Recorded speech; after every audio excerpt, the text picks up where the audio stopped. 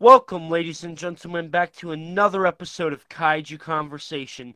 I'm your host, E.T., and joining me as always, my host, Gage. How are you doing today, Gage? Pretty good. I'm happy to be covering Cloverfield. Yeah, me too. And special guest today, a personal friend of mine who is way superior in everything Cloverfield than I would ever be. MemeLordVape. How are you doing today, MemeLord? I am doing fantastic, and I am very excited to be on this podcast talking about one of my favorite monster movies of all time, and probably one of my favorite universes of all time. I'm excited to hear your thoughts. It'll be definitely an experience for everybody listening and everybody in this call right now. Mm-hmm. So I guess we'll go ahead and get things started. Before we do, anybody get anything cool or exciting or want to bring up anything, or we just want to get right into the meat of this? I say let's get right into it. Yeah, let's get right into it. Awesome. So, of course, real quick, we did do this already, but unfortunately, things were a little messy, and I feel like going back and shining this up will really help the podcast. So we're going to start off with the greatest found footage giant monster movie of all time. I think we can all agree with Yeah. the original classic Cloverfield. We're going to have Meme start us off with the universe setup and really how it helped build this universe. Man, where do I start?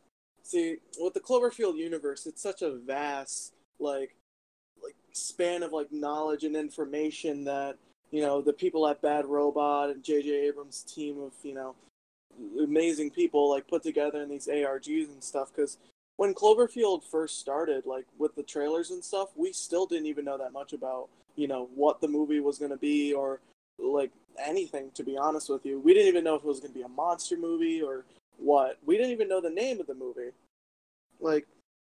Back in January of 2008. Well, Cloverfield came out January 2008. The first trailer, I don't remember where it came out. Obviously, it came out before, but it showed obviously the found footage clips and stuff of people running in the streets and stuff, and all this mayhem and stuff, and all it did was show the date of when the movie was supposed to release and stuff, and it didn't give a name or anything.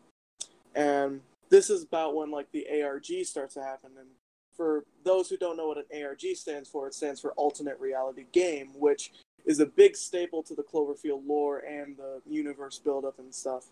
And throughout this podcast, we're going to be going back to the ARG a lot because, that's where most of the information comes from. So, I mean, where do I start with, Cloverfield? I mean, the universe setup, this whole universe of these 3 movies and a big old franchise and stuff, the movies that came after Cloverfield, people are debating whether or not they're potential sequels or all that stuff, and we'll get to them in a bit, but first let's talk about the first movie that started it all, Cloverfield. Now, Cloverfield was a monster movie that I loved. I adored. Back when I was a kid, I used to be such a fan of dinosaurs and stuff, and, then it got me into Godzilla, and then throughout that, I got into Cloverfield. I don't know what it is about Cloverfield that attracted me. I'm pretty sure it was the monster that attracted me to this, movie and stuff, and ever since, Cloverfield has been one of my favorite monster movies of all time.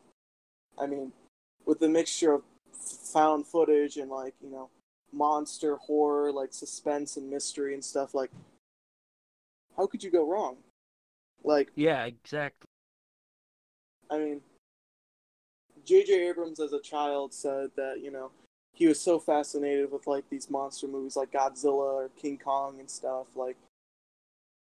He said specifically, I can remember, don't quote me on this, but I remember him saying the Japanese have Godzilla, but what kind of monster does America have? So basically, Clover was supposed to be, America's, kaiju. Even though we got King Kong and stuff, but he's a monkey. But yeah, like, I don't know. I mean, the film as a whole is filled with like these like characters you get to know like from the beginning and stuff and throughout the film, and like you get to know more about these characters. Like they don't go like completely in depth like in some movies, but like you get to know, a bit. Like the basics about these characters and stuff, It's a going away party for this guy Rob. I mean, actually, it's best to like give a brief synopsis of the movie. So it all started with, obviously cuts to like military, like playback footage and stuff. And it shows Rob, the main character, in Beth's father's apartment, enjoying each other, talking about a potential trip to Coney Island and stuff. And then later we cut to Rob's brother, what's his name?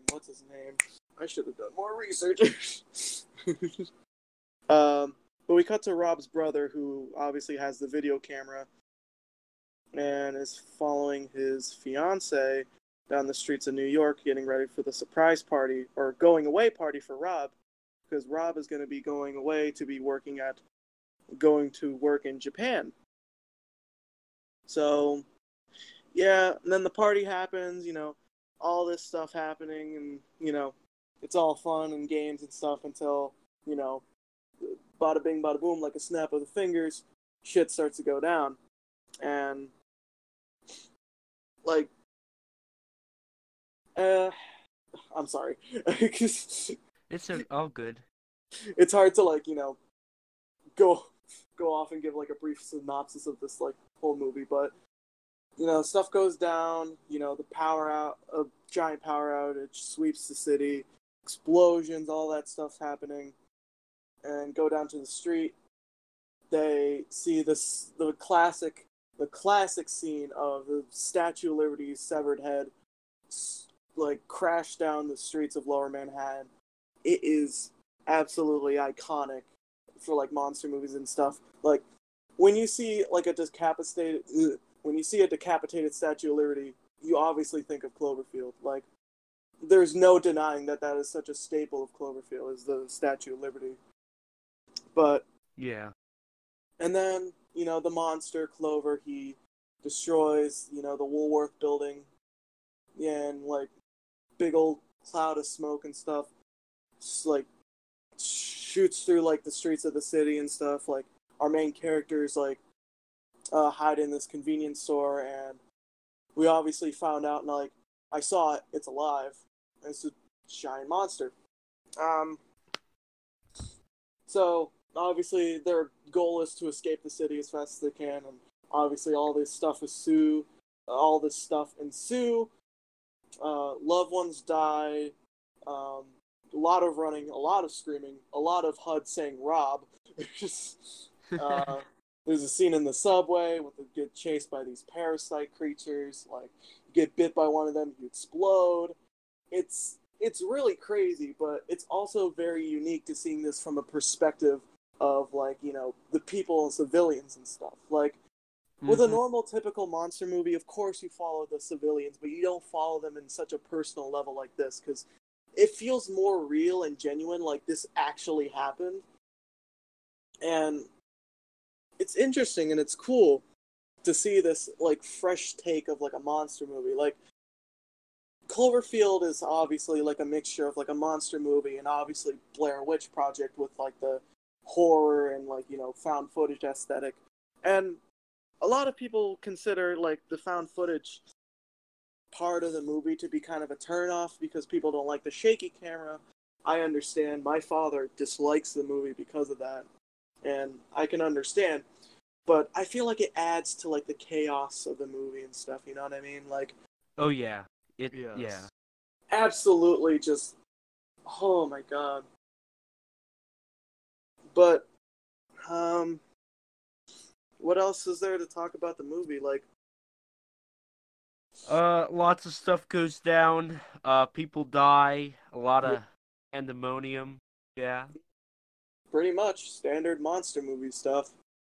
But I want to talk about the monster in the movie because I feel like the monster doesn't get that much love in like the kaiju community. Like, I mean, obviously people know the monster, but they don't give as much love to the monster, and I feel like that doesn't go a lot with Clover and stuff. Like, he is such a unique monster. Like, we haven't seen anything like this on cinema, and like at the time, I remember people like speculating, like, "Oh, what is this monster? What is it going to look like? Is it going to look like this? Is it going to look like that?" Like, I've seen images and stuff of like concept art or like artist renditions of what the monster might look like.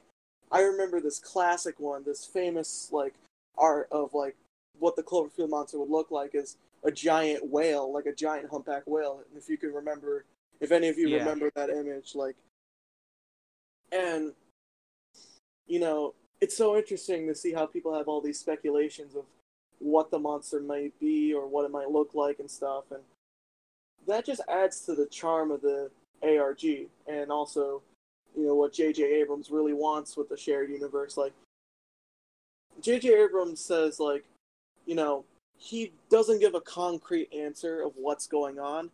He just lays down the puzzle pieces and lets you, the viewer, decide, like, with all this information to put together what's going on, like, why is this happening, or, you know, the origins of all these, like, creations and stuff. Like, it is so surreal and stuff. And like with the monster, we learn a lot more about the monster with the ARG and stuff than we do in like the actual movie, because this is like coming from like bystander levels. Like, these people like that we follow throughout the movie have no idea what this monster is, like where it came from, why is it here. They just know that it's here and they have to run.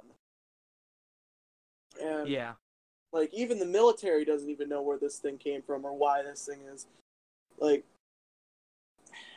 the monster, like, is such a staple to this movie. Like, I don't know, I just have, like, a very strong bias for this creature. Like, I don't know, I just really love his design and, like, the overall aesthetic of the creature.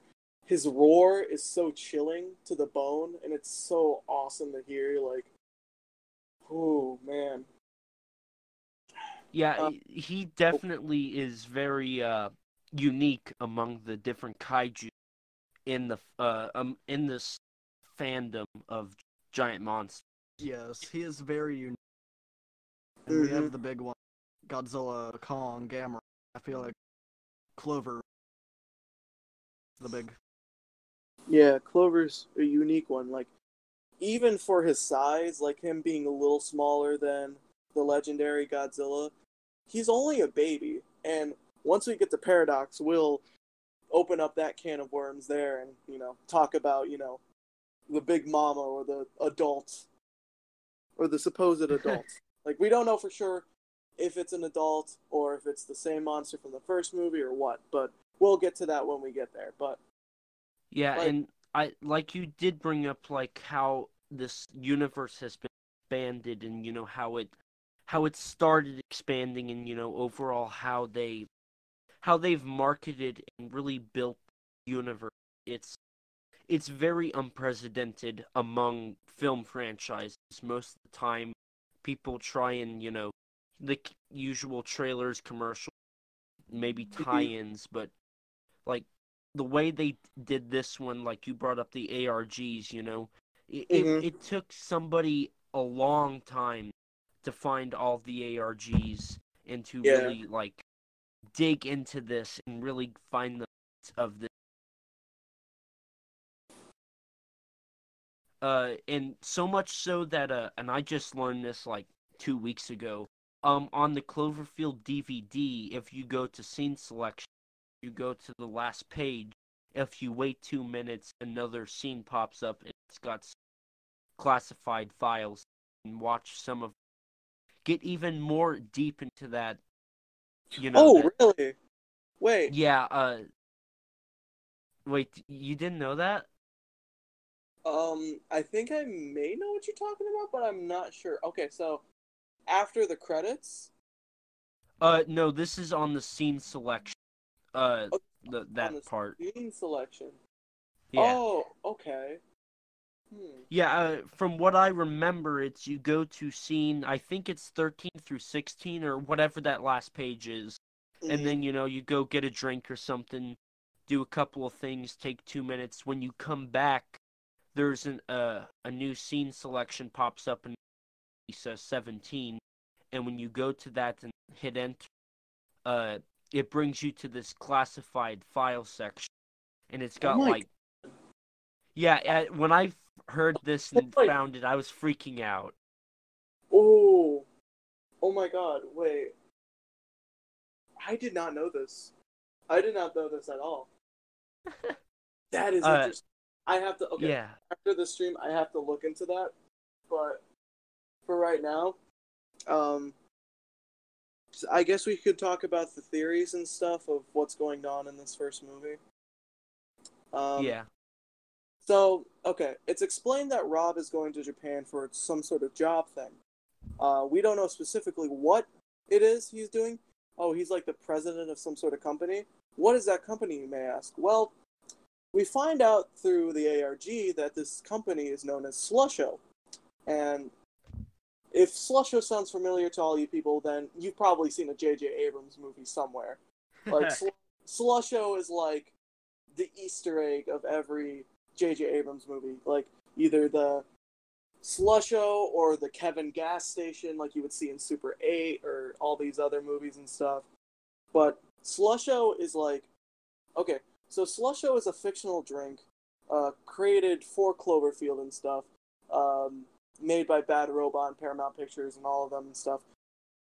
They made a website for Slusho where you can actually make your own, Slusho beverage and stuff. And it's a very highly addictive drink where, the slogan is, you can't only drink just 6. We'll get into that in a bit, but so Slusho is the company that Rob is going to Japan because he's going to be the president of Slusho. And was it Slusho, Slusho or was it Tagarata? it was Slusho. I get those two mixed sometimes. Yeah, and we'll get into Tagarado in a second, actually. Slusho is actually one of the many other companies with Tagarato. Tagarato is like the main, superpower through all of this, and Tagarato makes a lot of comebacks in all these other movies. More than others, less than others, but there are other companies out of Tagarato. You got the main one, like, Slusho, you got Parafun Wax Company, you got Yoshida's Medical Center, you got the satellite one, Bold Futura. And those are the companies that come from, Tagarato and stuff. And the history of Tagarato is a very long one. Back in World War II, obviously a man by Tagarato found, this mine cave system.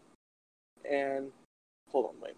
I'm getting way too ahead of myself. Hold on. All good. So Tagarato is this old company long ago, and the origins of the company is like rusty, like back in World War II.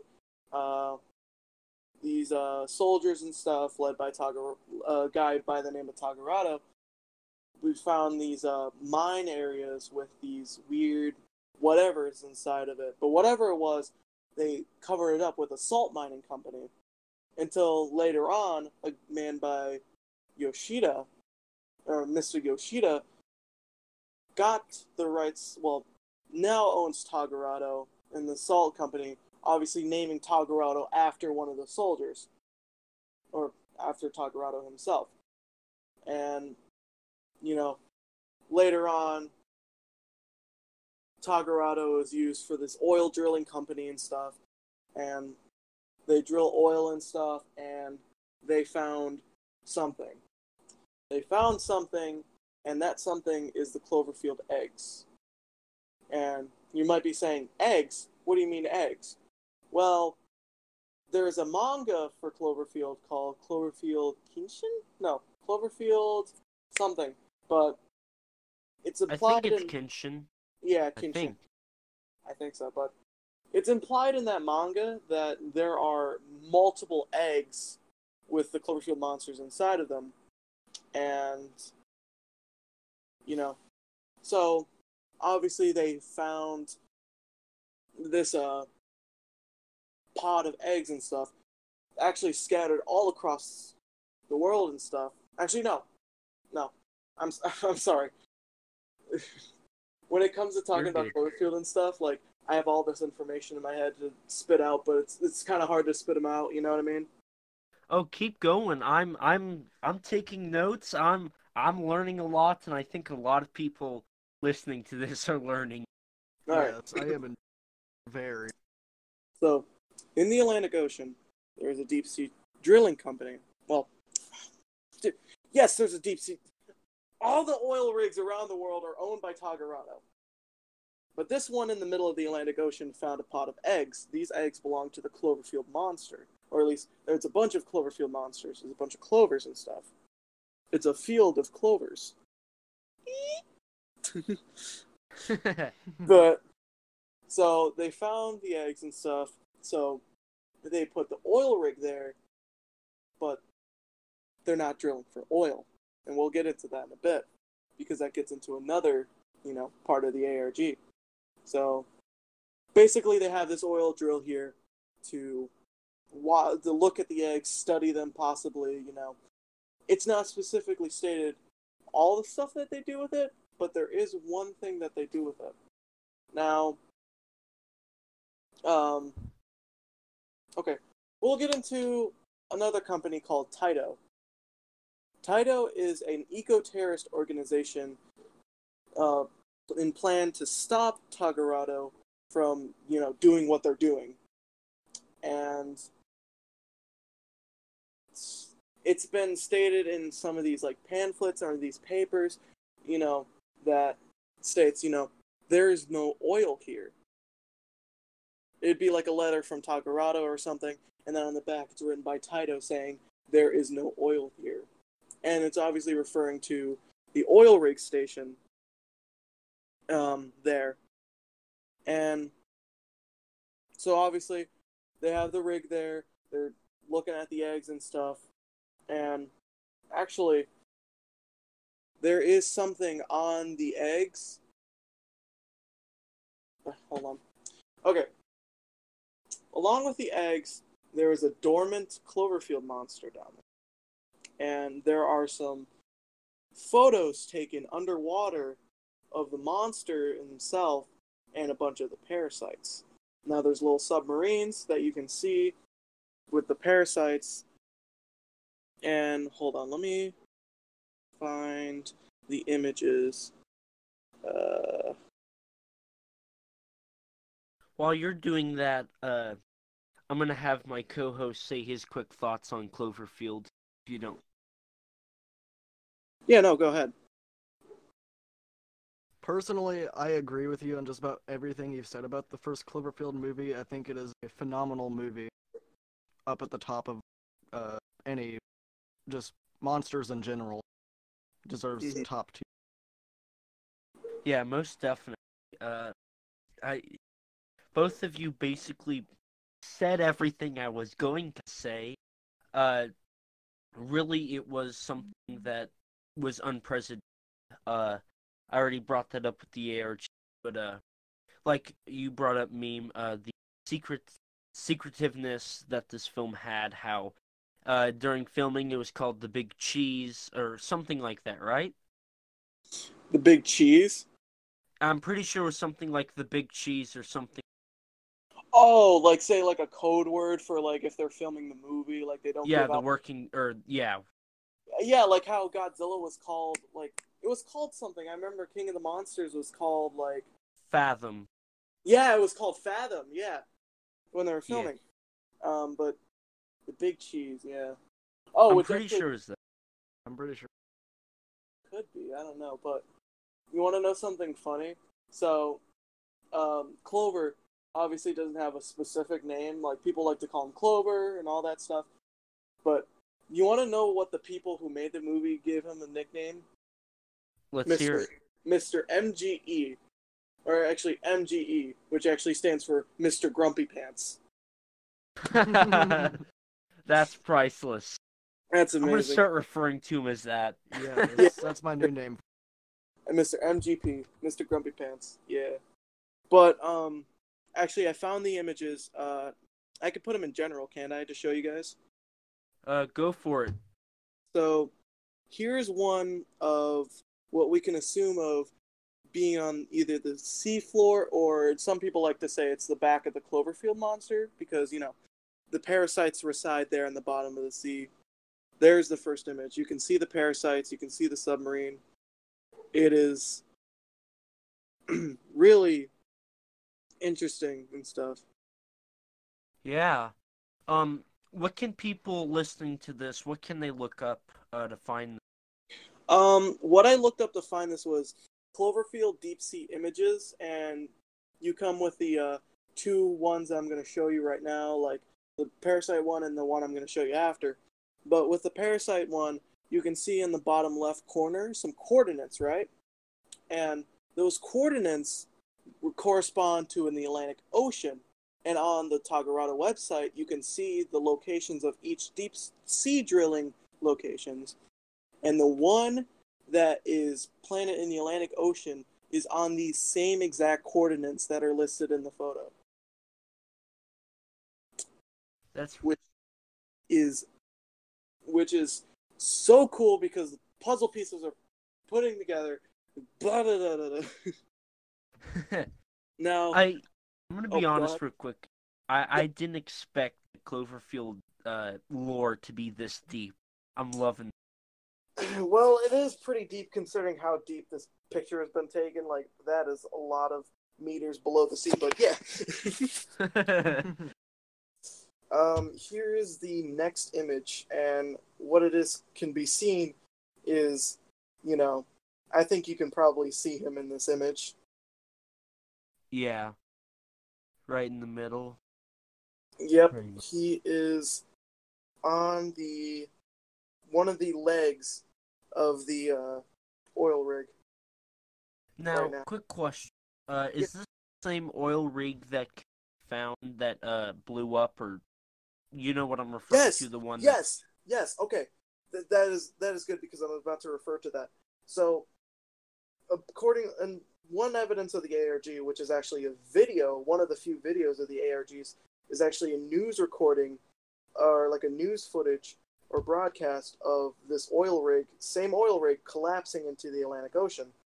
And, you know, obviously people are thinking like, oh, it's an oil slick, you can see like the black and stuff, but that's actually the monster.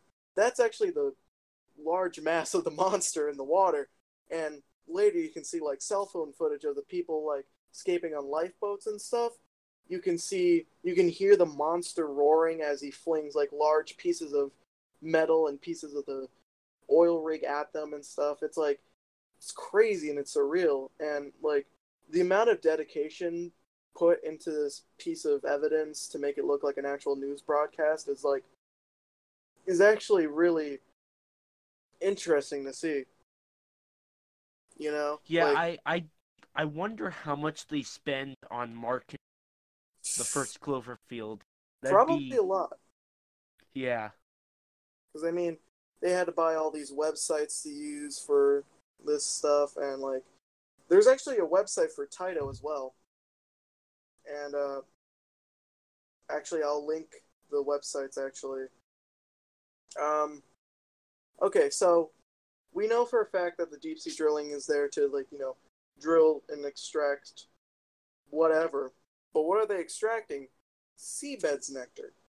And you might be wondering, what's seabed's nectar? Well, seabed's nectar is found with either the scrapings of the Cloverfield monster or the eggs.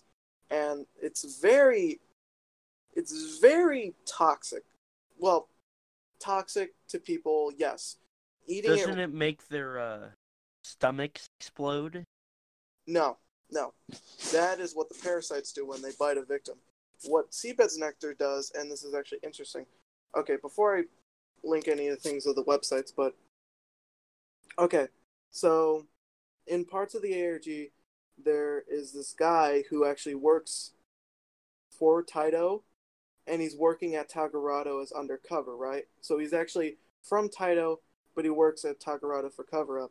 And his girlfriend, you know, like, gets, like, messages and, well, she actually makes, like, you know, vlog videos, sort of, or, like, daily stuff. And there's actually videos of it and stuff on her These are the things found on the DVD I was talking about. Yeah. And it's just, like, her talking to the camera. And one of the days, he gives her a present, right? And she opens the present, and there's a letter from you know, her boyfriend saying, you know, don't come looking for me.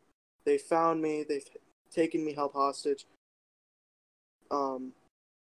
Something about Tagarado kidnapping this guy, you know, and doing whatever with him.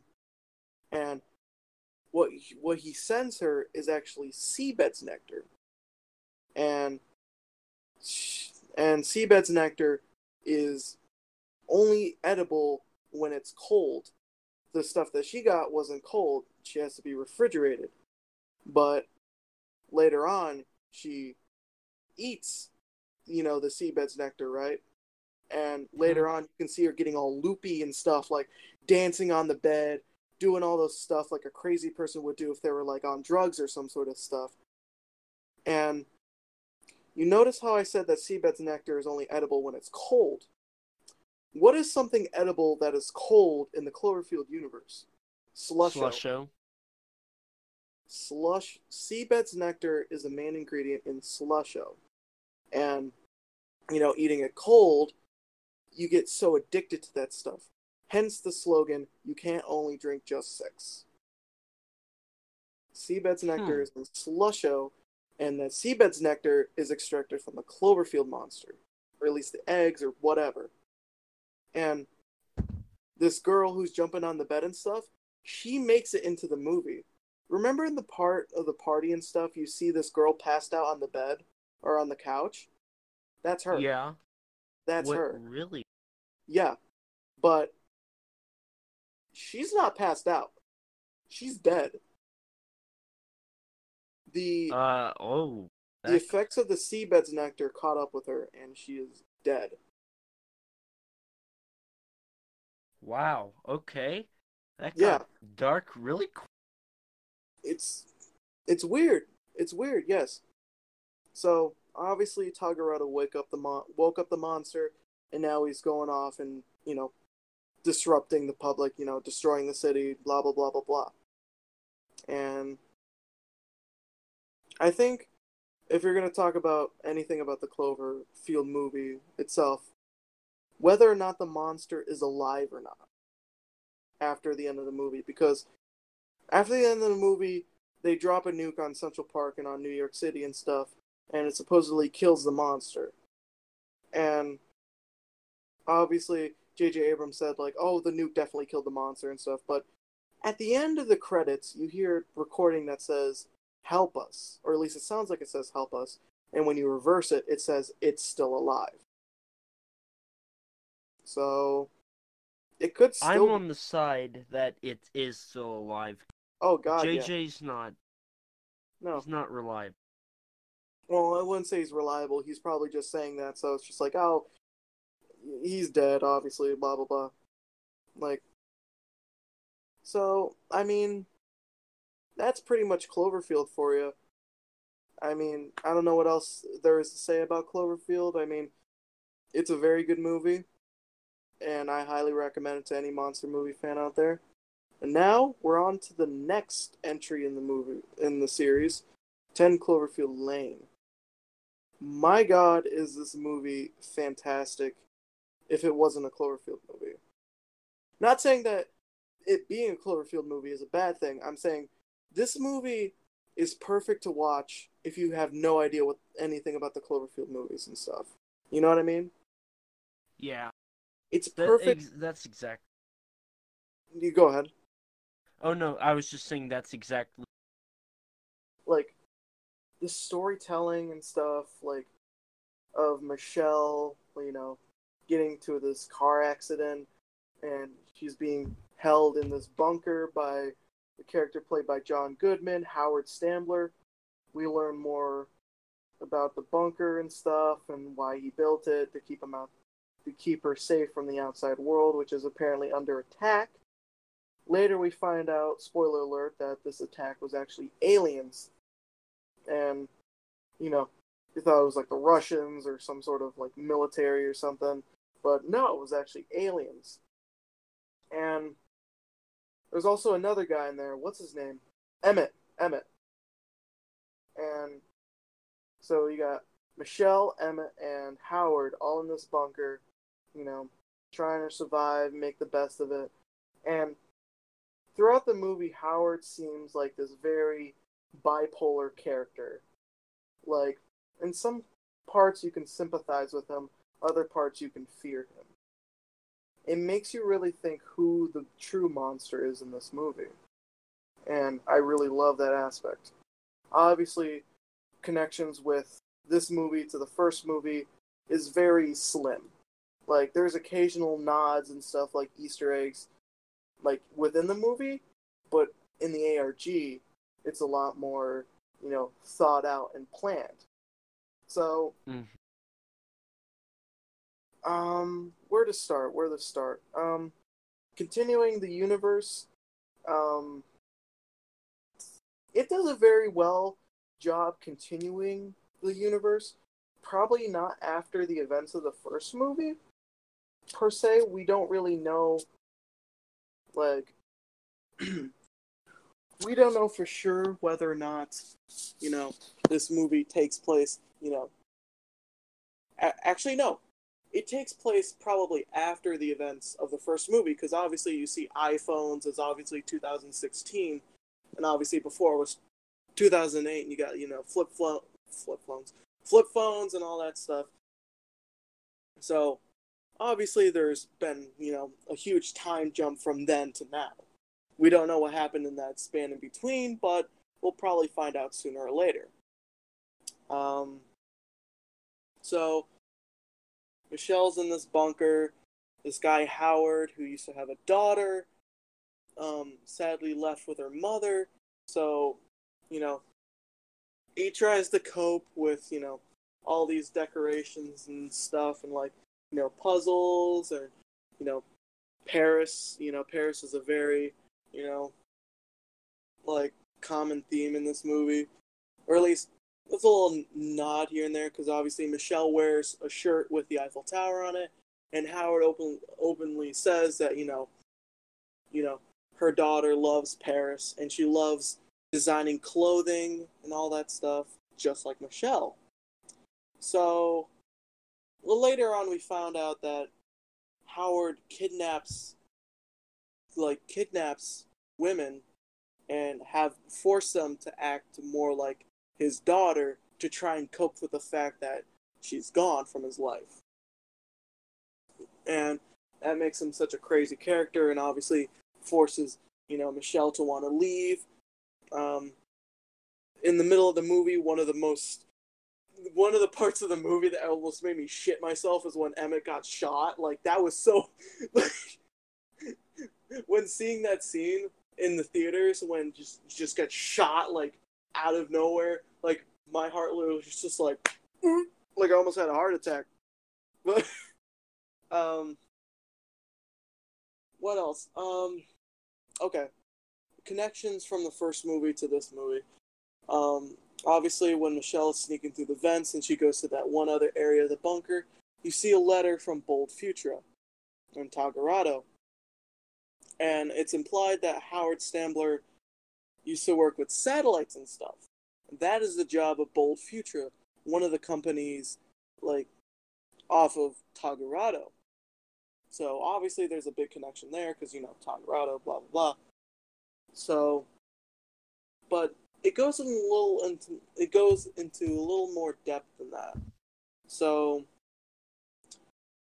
with Bold Futura, you know, they learn obviously all these stuff about satellites. They probably have context with all the satellites. Hence, Howard knowing that this was an alien invasion. Because he worked with Bold Futura, he knows that there is aliens up there. And he knows that something bad is going to happen.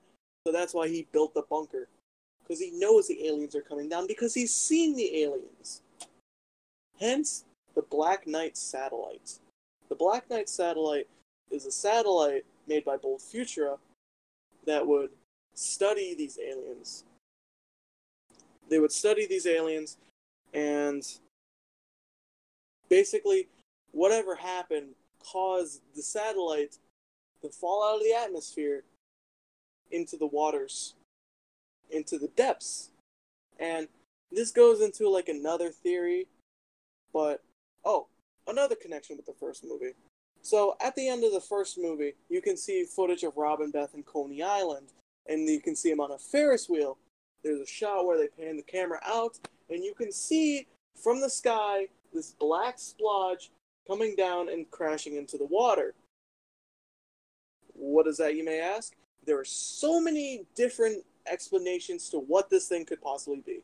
It could be A, it could be the monster, it could be B, it could be the Black Knight satellite, which is probably what I'm mostly leaning towards, or C, it could be the one space station it could be the Cloverfield space station from Cloverfield Paradox. Because you can see in the one, we'll get into that in a bit, but so you got the Black Knight satellite, it crashed down into the water. You know, people would think like, I don't know. When it comes to 10 Cloverfield Lane, you know, it's a little risky and stuff because there's some stuff like, okay, in the first movie, you think most of the story's planned out for you, right? Like, oh yeah, this happened, that happened, boom, you'd go into that. Okay. I'd like to say this out because I should have said this earlier, and I apologize that I didn't, but these are just theories. I'm not saying this is actually what happened. I'm just saying this is what I think happened from all the research I've done on the Cloverfield universe and stuff. This is what I think happened. And, like, with the Black Knight satellite, it could mean anything. What else? What did you guys think of 10 Cloverfield Lane? I personally enjoyed the movie. When it came out, I saw it in theater, and I was just surprised and also, like, very kind of confused at some parts, but I really enjoyed it. Yeah. And see, this is where you people start to hate me. I hate the film. Really? To me, yeah, I just when it came out, I was expecting a Cloverfield movie. Now, as you start to research, you kind of start to see how it connects and all that, but you know, it was a letdown for me. You know, it just kind of, I don't know, the film was kind of a disappointment to me at least. There were some parts that I really liked. Like the VAT sequence where John Goodman pulls out a gun, and you know everybody starts to think, oh, it's okay, he's not gonna kill them, and then he just shoots Emmett in the head. You know, that's something like you weren't expecting. I love that, but it just kind of, I don't know. The film was kind of a letdown. Person. So, you said it was kind of a letdown because it wasn't really, in your eyes, that much of a Cloverfield movie? Like, well, it didn't Correct. have that much of Cloverfield in it? Yeah, that, and also because I know the fact that basically they kind of degraded Cloverfield to being like, we have these scripts, we're not going to use them, what are we going to do? We're just going to turn them into Cloverfield movie. Yeah. Now, here's the thing I want to bring up. Ten Cloverfield Lane didn't start out as a Cloverfield movie or a Cloverfield story at all. It became one last minute. I mean, it wasn't like, forceful with it at all. Like, I mean, obviously with the ARG, it makes, connecting it to the Cloverfield universe a lot more better. I mean, to give benefit of the doubt, like, obviously with more installments, obviously more puzzle pieces will fit into place. Maybe J.J. Abrams saw the seller script and thought, you know what, this would be a good movie. This would be a really good movie, and it would also be good to add on to the Cloverfield universe. Because, it would add more to, say, like, Howard working for Bold Futura, all that stuff. Like, like, people are upset because, this movie is not a direct sequel. And obviously not a lot of the first movie was in this movie. And I understand that, and I was on the same train as that. I was on the same train as all y'all when seeing the first movie. Well, not the first movie. Seeing this movie and being, disappointed that it wasn't that much of a Cloverfield movie. But when I did more research into the ARG and all that stuff, I grew to more, like, respect the movie and love it because instead of it, being just a straight up flat on Cloverfield movie, it works on its own, and I think that's good because like I said earlier, it's a good movie to watch on its own without knowing anything about the Cloverfield movies and stuff. And if you're like an avid Cloverfield fan and you see this movie, like you would see like some of the connections and stuff, and you'd be like, "Oh, this is great." And like you see the ARG and was like, "Oh, this is fantastic," adding more to the story and stuff, and it's good. It's a movie that's meant for two people. People who don't know the Cloverfield, movies that well, or people who do know the Cloverfield movies that well. And it fits with those two kinds of people. And I think that's very respectful for that kind of movie, because, like, if it was, like, a movie that was specifically Cloverfield, like, in your face with all this stuff, like, oh, this stuff that happened in the first movie, like, here's stuff like that, and, like, blah, blah, blah, blah, blah, it wouldn't attract a lot of audiences and stuff. So, obviously, okay, I know with the marketing and stuff, like, 10 Cloverfield Lane, like, come on. Like, people's like, oh, it's a Cloverfield movie. It's like, oh, sweet, it's a Cloverfield movie. And they would get let down because not a lot of Cloverfield was in said movie. People thought that this was going to be a direct sequel, which we now know that it's not. Technically, it's not. So, technically it's not. And this is going to be a common theme for the next movie as well. But, yeah. Do you want to go ahead and... Oh. Oh, no. Go ahead. I was just going to see if you wanted to go ahead and go to that third and final film of this so far trilogy. But It sounded like you had one more thing you wanted to bring up. Probably just a bottom line with 10 Cloverfield Lane. It's a very good movie. Highly recommend it if you're a Cloverfield fan or not. Just as a warning, when going into the movie, you're not going to get as much of Cloverfield as you'd probably want and stuff. But if you care about the ARG and, like, little snippets and stuff that adds onto the story, then it's a good movie for you. Or if you want a suspenseful sci-fi thriller, this is a good movie as well. So, that's 10 Cloverfield Lane. And now, for the Netflix installment, the third installment in the franchise, The Cloverfield Paradox. This was a movie. I mean, was it a bad movie? No. Was it a good movie? No. It's just alright. I think it's alright. When I first watched it, I loved it. When looking more into it and stuff, my excitement for it slowly dwindled down, but we'll get into that in a bit. So, this movie came to a surprise to most people because during the Super Bowl, it was literally a trailer. One trailer was played during the Super Bowl of this, and the trailer got me so pumped up when I saw it. When I saw it, I literally screamed. I didn't scream, but I was freaking out when I saw it. I was freaking out because Go Go ahead. ahead. No, go ahead. Same boat as what ET. I was so excited when I saw the trailer. Mm. I was hoping for more than what actually came out of it. Like, I was freaking out because you saw the footage from the first movie. I'm like, oh shit, this is gonna be it. This is going to like be the direct sequel that everyone would want and stuff, or like a prequel movie. That would be cool too. But what we got was interesting. It was interesting, but it was also kind of a letdown. But it was decent. This movie is like a mixed bag for me. Like, I like the movie. I do like the movie, but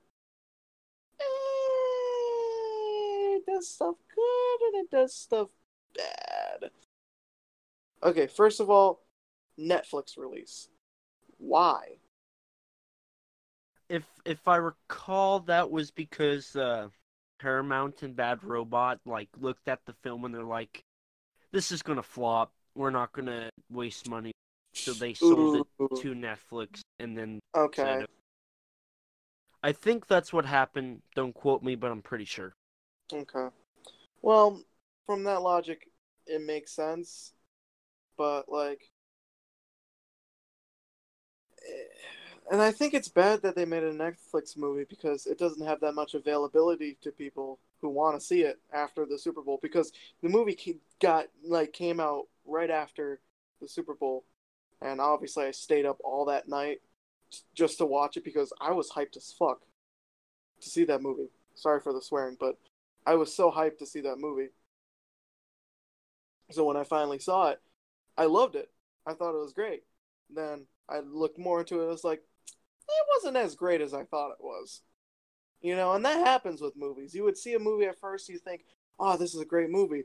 Later on, you see it again, you come back to it with another open mind and stuff, and you're like, maybe it's not that great of a movie. I don't know. Probably. I don't know. But enough of debating whether or not it's a good or a bad movie. Let's get into what the movie is technically. So it takes place in the future. I think 2027 or It's something like. something like that. Yeah. And currently the world is going through an energy crisis, and there's a space station out there called the Cloverfield Space Station, made by Tagarado and stuff.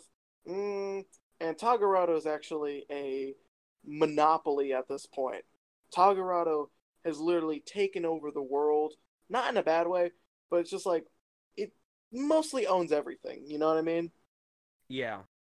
And like obviously with the energy and stuff, they want to take this particle accelerator up into space and like set it off to get the Earth like clean, renewable, limitless energy. And so that's where we're headed to. We're up in the space station with like a high like amount of groups of people from different parts of the world and stuff. All of them speak English, obviously. And we get to know like a lot about these characters. Not too much, but eh. Just about enough, I think, to kind of get the general idea of each. Yeah, I mean, you got the girl from the UK, you got the Russian, you got the German, you got the was she Chinese or was she Japanese? I can't remember. I think it was Chinese. It was Chinese. She was from China. There's, I think the other guy was from Brazil, the medic guy. He was Yeah. from Brazil, Yeah. but I'm okay. pretty sure it was Brazil. Yeah, it was Brazil or something like that. And so they're all in the space station, a lot of tension and stuff because they've been there for days trying to get this particle accelerator to work. And, people down in the Earth, there's some, like, theorists and stuff are like, no, don't do it, don't do it. Noticeable one is in, like, a news feed that they get on the ship about this guy named Mark Stambler. And obviously if Stambler rings a bell to you, that's the same last name of Howard Stambler from 10 Cloverfield Lane. Now, we don't know for sure whether or not what relation does Mark have with Howard? Either brothers, like some sort of family relative, like, or it could be a different person from a different parallel universe. We're gonna get into that mess in a bit. so, so obviously it's like a warning, like, no, this monster. This particle accelerator is gonna release demons, monsters, all this chaos onto the world. Not in just this world, but in multiple realities coming together and stuff. Foreshadowing. So they try the particle accelerator. It fails. They get sent away. Like, the Earth is gone, literally. They can't find the Earth anywhere. So they're in a panic. They're trying to get things back to normal. And weird stuff slowly starts to happen. First one, I believe, is when the Irish guy, my favorite character, gets his arm chopped off from getting it stuck into the wall for some reason.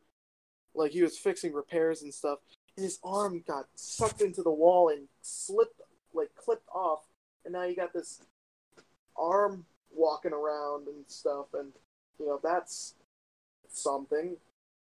Always wanted that in a Cloverfield movie. But, and then you find this girl. Oh, actually, no. The girl happens before the guy gets his arm cut off. I'm sorry, I'm getting too ahead of myself. So, they find this girl embedded into the wall, and there's, like, wires and, like, pipes going through her and stuff, and it's, like, very gruesome to see, especially for a Cloverfield movie. And then, obviously she gets healed and all that stuff, like, she gets better, and the weird thing is, this girl recognizes the main character, like the girl from Great Britain. She gets recognized by this girl that they found in the ship, and it's weird because she starts thinking, like, wait, why are you here? I thought you were supposed to be on ground, and yada yada yada. Then this is the beginning of when all the parallel universes start to come together. So that happens. Then the guy gets his arm chopped off. Then all this chaos ensues.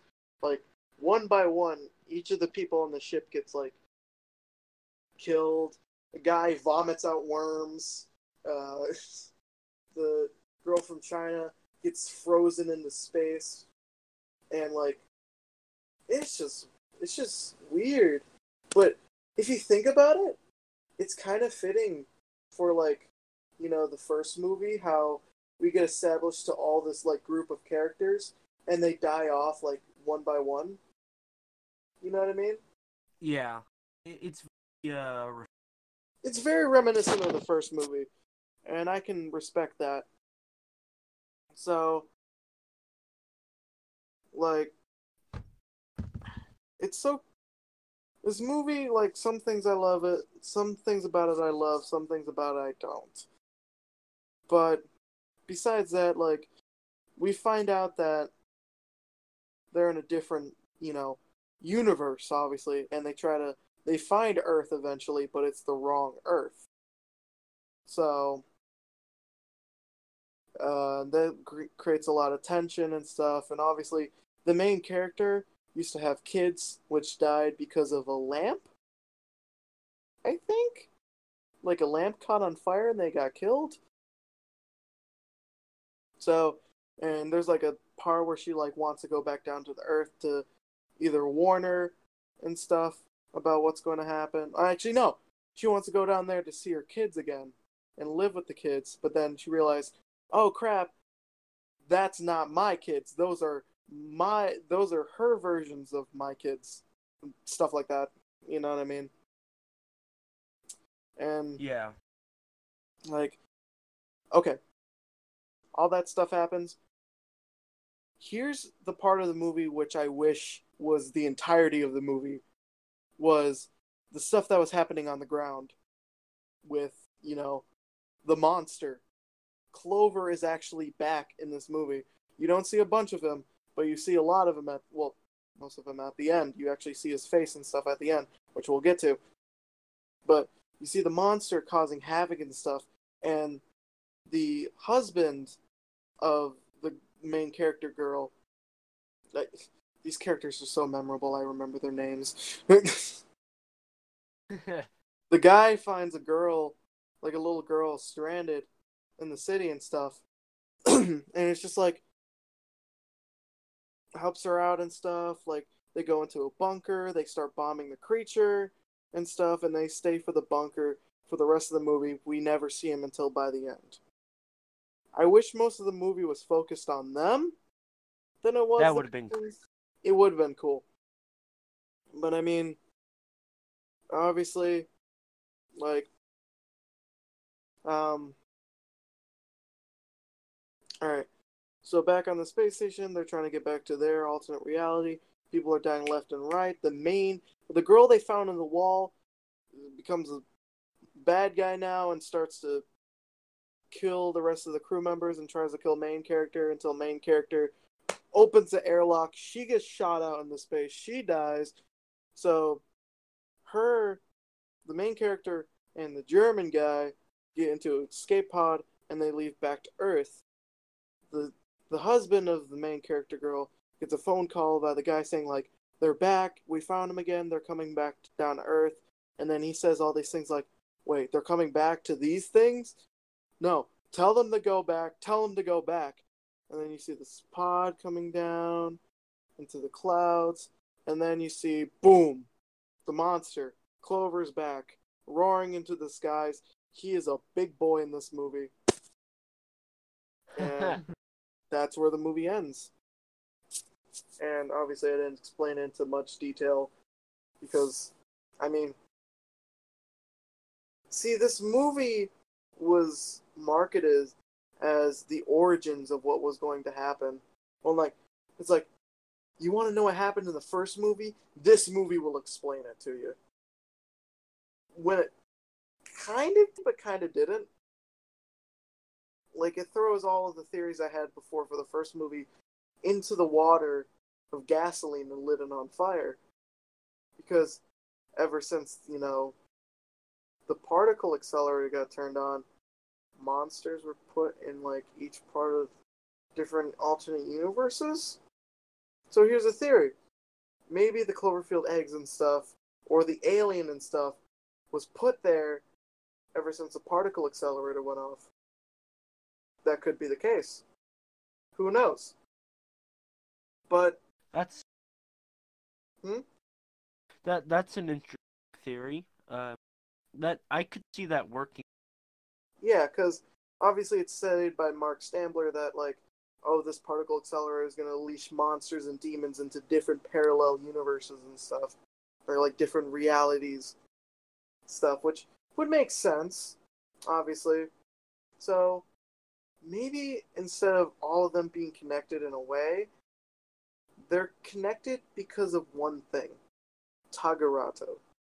Tagarato has an involvement with all of these universes because Tagarato is the main superpower. The Cloverfield monsters are obviously the entities we all know. The aliens are also another monster and stuff. So, let's think about this. Earth A, when the first movie happened. Earth B, when the second movie happened. And then you got Earth C, which is, the particle accelerator, which placed the monsters of the two movies in those universes and stuff. Earth A gets the Cloverfield monsters and possibly the eggs and stuff. B gets the aliens. Let's think about this. What if with 10 Cloverfield Lane, the events of New York City never happened because, well, there was no Cloverfield monster in that universe. It was only the aliens and stuff. And Howard Sandler worked for Bold Futura, and the aliens existed. Maybe when placing these creatures, they placed these creatures long ago, probably way past the time when the attacks initially happened. So, let's say, obviously, we're in the universe of the Cloverfield movie, right? Once the particle accelerator goes off, the monster doesn't just get placed like that. The monster has been placed years ago because of that incident. So, let's not think that all these movies are connected because of the events of each movie. Like New York Attack, then Attack with Aliens, and then obviously in the future, Particle Accelerator. Let's think of it like this. Each of these three were normal Earths and stuff until when the Particle Accelerator happened, the monsters get placed in these different worlds, and then havoc starts to ensue with each of them. They used to be normal, but ever since the Particle Accelerator went off, these monsters are now attacking these timelines and stuff. And with Paradox, I'm guessing since it's the main source of all of this, it gets the worst. This Earth, when Paradox takes place, gets it the worst because it was the universe that started all of this chaos in other worlds. Giant Cloverfield monsters, possible alien ships destroying the Earth that they know it, really like resorting it to dust and stuff because of the Particle Accelerator. These movies aren't connected with one straight timeline. They are three separate timelines with their own stories and their own like events in history, but they all go through mayhem because of the Particle Accelerator. It is the main reason that all of this stuff happens. Now, the movies may not explain it into major detail, or probably don't explain it as well, but when you see all the ARG and stuff, and you place all together, and you think about monsters being placed into different parallel universes, it becomes all clear of why this happened. It was because of the Particle Accelerator. So, that's basically my whole theory of why, of what happened. That is very interesting. I think when this is over, I'm probably gonna do some of my own research on some of the lore just to see if I Go can. ahead. There's so It much. just seems very interesting. Yeah, there's so much information out there, and like you're gonna get like sucked into all of it, and it's gonna be so. It's gonna be fun, actually. I think it's really fun. E.T., what's your thoughts? I just wanted to bring up how you brought up that particle accelerator is. I wanted to clarify that's your theory, correct? Yeah, it's my theory. I'm pretty sure that was actually don't quote me on that, but I'm pretty sure that's their due to the fact that happened, everything. Mm-hmm. So, very good theory. Man, you went into detail. I'm gonna have to go back and re-listen to this to get everything. You're gonna try to skip over all the times I stuttered like a person who doesn't even know what he's talking about. Before we get into the final part of this episode, we'll start with you, Meme, and then we'll go Gage, and then we'll end on. Out of the three films, well, first of all, before we do that, what did you think of Paradox overall? Overall, Paradox was an okay movie. It was more fulfilling of a Cloverfield movie than it was with Cloverfield Lane, but I feel like 10 Cloverfield Lane was a better movie than Cloverfield Paradox. I feel like if they like swapped like certain aspects and stuff, like say if 10 Cloverfield Lane kept its story but had more Cloverfield elements like Paradox did, it'd be a lot better. But if like Cloverfield Paradox, kept its Cloverfield aspect but got a better story out of it, then it would be a better movie. So I feel like Paradox is like the opposite of 10 Cloverfield Lane, of it being a good Cloverfield movie but a bad movie. Whether 10 Cloverfield Lane was a bad Cloverfield movie but a good movie. You know what I mean? Yes, I agree with all that. Like, I personally think 10 Cloverfield Lane is good by itself, as like separate from the Cloverfield universe. And then Cloverfield Paradox, like you said, is pretty much the polar opposite. Good Cloverfield movie, not good movie in general. Yeah. But it's not a bad movie. It's a not... decent movie. Go ahead. No, I'm done. I just wanted to, if anybody listens to Cloverfield, you're probably gonna hate me. Um, I love Paradox. I thought Paradox was a great movie. That's fine. My co-host just about freaked out there.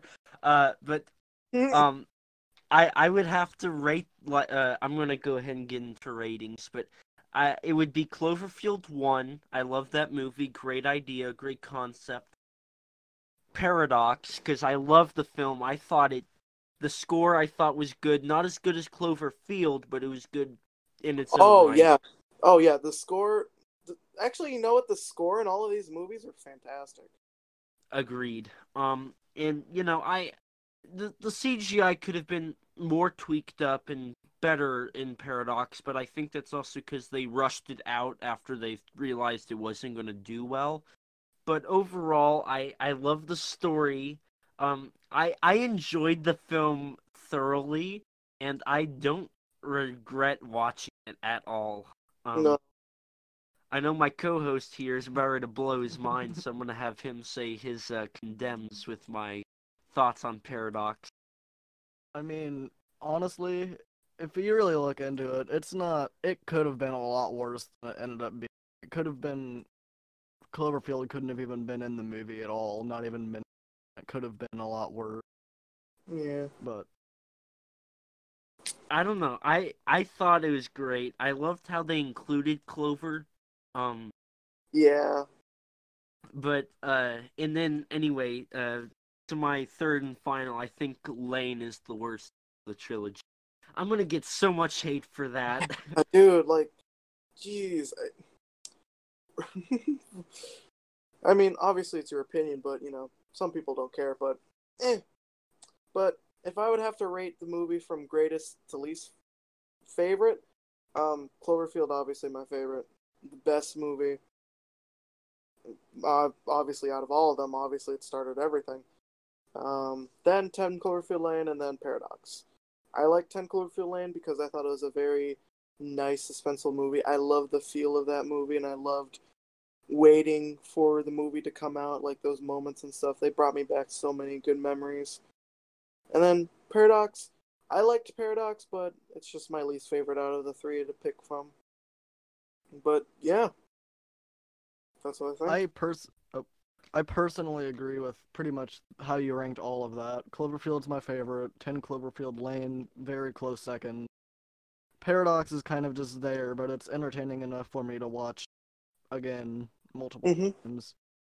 Mm-hmm. And I just like 10 Cloverfield Lane mainly because it's just unique with the series. It's one of the only ones that technically fits into the kaiju genre, but not really at the same time. Mm-hmm.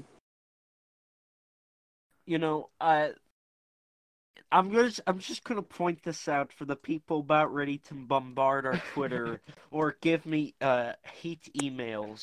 Mm-hmm. Uh, I know a person that thinks Leto's Joker is the best Joker and that Garfield's the best Spider-Man. So please don't hurt me. Listen, listen.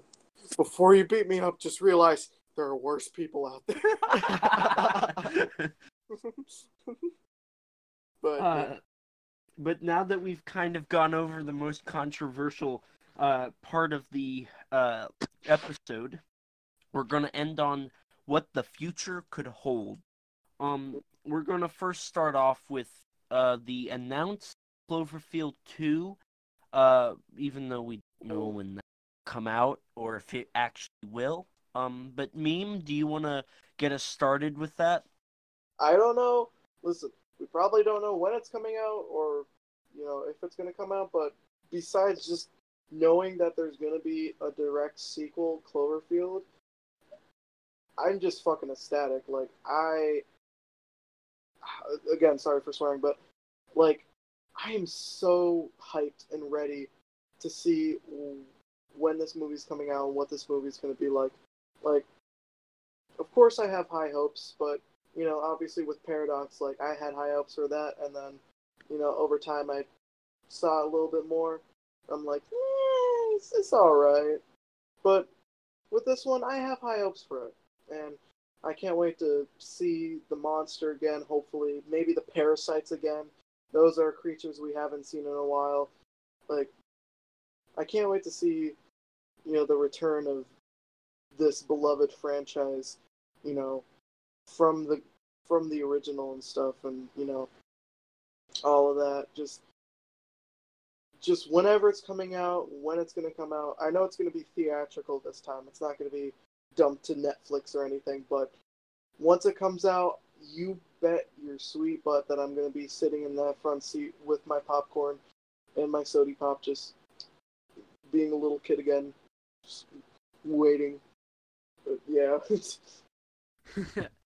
I think we can both, my co-hosts and I can both agree that we're excited to see what the future holds with Cloverfield 2. Out of curiosity, when do you believe it'll come? Do you have a ideal release date, or are you just waiting? No, if I had an ideal release date, I feel like the best time would be probably the same date, or like the same, January 8th or 18th or whatever. Was it 18th or was it 8th? Am I being stupid? I'm probably being stupid. I don't know. It was 8th or 18th, but I'm pretty sure it should be released like the same date as the first Cloverfield movie, as probably either like, probably like an anniversary sort of thing, or like, just a nice nod, or I don't know. For some reason with Cloverfield movies, it's always like October, thinking like it's going to come out in October or something. That's always a month that comes to mind when thinking of that, but I wish it came, sooner. I wish it was out tomorrow, actually, to be honest with you. But For what I think the earliest it will come out, and that's how you say words. I think the earliest it will come out was probably 2021, and then latest, I personally think, just judging by what they've announced, said, I think the latest will probably be be what? 2025 2025. at the latest. That's quite a while. That's just going off of speculation, and what I've heard most of is latest possible. Yeah. We could. I don't think we'll get it in 2020, at least the earlier part. Like I was hoping for a January, February release date, mainly to honor the original Cloverfield. But due to the fact that Abrams was working on Episode 9 of Star Wars, I just don't think he had time. But now that that's over, I think he may be working on the sequel, like full blown. We're doing this. Because I believe it was announced that the script was either being written or it was already done. Being written. Okay, yeah. So I could see it if it was being written in 2017. Usually it takes a year for that to happen. So that's around 2018. Filming it, editing it, plus all the secrets, it takes another year. So it probably started production, if possible, in 2019, or it could start production late 2019 and go through 2020. And we could definitely see it around the time of an October, November release date of 2020. But that's just me kind of trying to look at it through logistics, all that jazz. But speaking of releasing it, I thought this would be an interesting thing to bring up. The fact that Bad Robot and Warner Brothers signed a contract that Bad Robot Productions will be distributed by Warner Brothers. Out of curiosity, do you guys think that'll actually impact Cloverfield 2 potentially? Cloverfield for the Monsterverse 2020. Let's go. Yes, agreed. I don't want to see my boy get his butt kicked. I don't want to see that. I do want to see Clover fight a Muto, though. That'd be nice. They That'd be look really similar. cool. They look similar. I know whenever the original 2014 was coming out, that when people asked what the monster was, I was basically saying it's a mix between the monster from Cloverfield and, It's like a mix between old Toho monsters and Clover. yeah. Like, the female's pretty much just Clover mixed with Orga, and then the male one, the male one is Clover mixed with Rodan or Mothra. Yeah. But, yeah, I guess, I mean, what else is there to say about the Cloverfield universe? I mean, bottom line, from what I have to say to end this off, possibly, is that Cloverfield is a fantastic movie franchise. It has its good movies, it has its okay movies. It has a fantastic ARG, and if you love, like, all that online, stuff, like looking up information and stuff about the movie franchise and stuff, go for it. This is, like, your territory. And I feel like people who want to get into monster movies should get into Cloverfield, because I feel like it's a fantastic movie to start off with. I personally love this movie no matter what, and whatever comes in its way, you bet that I'll be there to support it 100%. I love this movie. I love the people who made this movie, or made these movies. Fantastic film franchise. That's a good way to sum it up. Real quick before we wrap it up 100,000, do you think there's any potential for expanded universe stuff, like another manga or anything? Another what? A manga? I say manga. Some people... I mean, I'd love to see that. Like, probably go the route that Legendary takes by making, like, comic books based off of it. That'd be cool. I mean, yeah, I'm happy to see whatever, like, Bad Robot or Paramount or whatever, comes out with, like, stuff to additions to the story and stuff, no matter what it is. It'd be cool is to see, like, some fan projects be announced canon and stuff. Like, for instance, there was this fan movie that was made recently called Megan, and it's like a Cloverfield fan movie sort of thing, and it's fantastic. I highly recommend people search it up. Just search up, Cloverfield fan film Megan or something. Like, Is that on YouTube? It is on YouTube. I'm gonna check that out after this recording. I've heard of it, but I've actually never sat down to watch. Oh, it's Same fantastic. here. Oh, it's fantastic. You guys love it. But no, go ahead. Do you have anything else to say? I'm kind of at a loss for words now. I mean, I guess we can start going with the plugs and, signing this off. Awesome. Well, I've been your host, ET, of course. You can find me on YouTube as ET13 Production. And now on Twitter at ET13 Productions. You can't miss me. It's my iconic profile picture that all 133 subscribers. But that's all I've got, and unfortunately, my co-host is only accessible through Discord on the server. But we'll bring that up later. Meme, where can we find you at? Good question. Where am I most active? None of them. I'm just kidding. But you can find me on my YouTube, MemeLordVape, and my Instagram at MemeLordVape. I do have a Twitter, but I rarely use it, so I'm not gonna plug it in. But yeah. Last thing to say before we sign off. Don't let little baby boy bite your britches off in Central Park. Boom. Awesome. Well, before I sign off, thank you, Meme, for being on.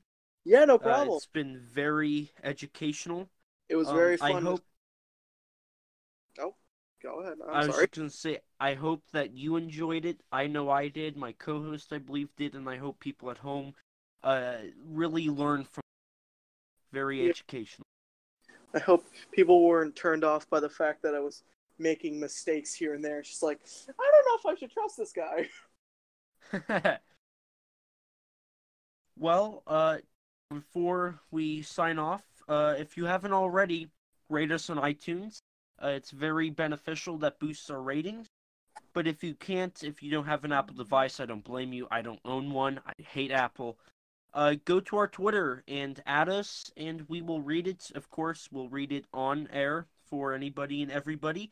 And if you don't have Twitter, you can always email us. Our Twitter is at Kaiju_Converse. That's KAIJU_CONVERS. Like I said, our email, it's kaijuconversation@gmail.com. All one word, all lowercase. And that's if you can't, if you don't have a social media, you can get to us that way. We'll respond as soon as we can. Any questions, concerns, comments, reviews, anything, we'll help you answer it. As I brought up earlier, join our Discord server where you can chat to all of us. I'm very active. My co-host is somewhat active, and you can chat with people, get notifications, exclusive looks at stuff, all that fun jazz.